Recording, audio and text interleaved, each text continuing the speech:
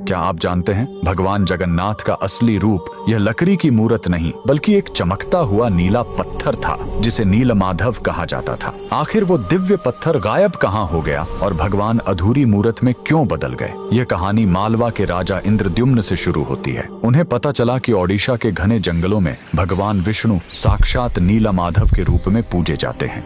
राजा ने अपने मंत्री विद्यापति को खोज पर भेजा। विद्यापति जंगलों में भटकते हुए आदिवासी सरदार विश्ववसु तक पहुंच गए, जो गुफा में गुप्त रूप से नीलमाधव की पूजा करते थे। विद्यापति ने सरदार की बेटी से शादी की और जिद करके गुफा देखने की बात मनवा ली। सरदार ने शर्त रखी कि वे उनकी आंखों पर पट्टी बांधकर ले जाएंगे, लेकिन विद्यापति ने चालाकी की। उन्होंने रास्ते में चुपके से सरसों के बीज गिरा दिए। कुछ दिनों बाद जब बारिश हुई तो सरसों के पौधे उग आए और विद्यापति को गुफा का रास्ता मिल गया। उसने तुरंत राजा को खबर दी। राजा इंद्रद्युम्न अपनी विशाल सेना लेकर घमंड के साथ भगवान को लेने पहुंचे, लेकिन उनके वहां पहुंचते ही नीलमाधव की मूर्ति हमेशा के लिए गायब हो गई। भगवान अपने भक्त विश्ववसु के साथ हुए धोखे और राजा के घमंड से नाराज थे। राजा ने रोकर माफी मांगी और अन्न जल त्याग दिया। तब आकाशवाणी हुई, मैं अब उस पत्थर के रूप में नहीं मिलूंगा, अब मैं समुद्र तट पर एक लकड़ी के लट्ठे के रूप में आऊंगा। कुछ समय बाद पुरी के समुद्र तट पर एक विशाल अद्भुत लकड़ी का लट्ठा तैरता हुआ आया।